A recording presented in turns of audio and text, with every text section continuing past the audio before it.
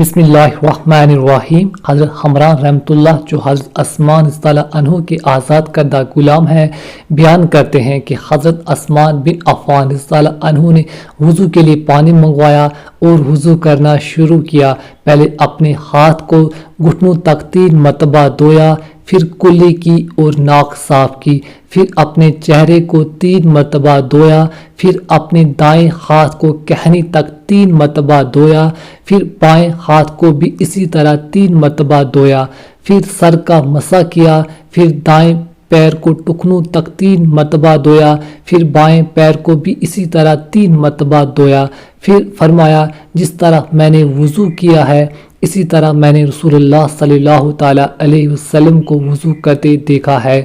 وضو کرنے کے بعد رسول اللہ صلی اللہ تعالیٰ علیہ وسلم نے ارشاد فرمایا تھا، جو شخص میرے اس طریقے کے مطابق وضو کرتا ہے، پھر 2 رکعت نماز اس طرح پڑھتا ہے کہ دل میں کسی چیز کا خیال نہیں لاتا، تو اس کے پچھلے تمام گناہ معاف کر دیے جاتے ہیں۔ حضرت ابن شہاب رحمۃ اللہ نے فرمایا، ہمارے علماء فرماتے ہیں کہ یہ نماز کے لیے کامل ترین وضو ہے۔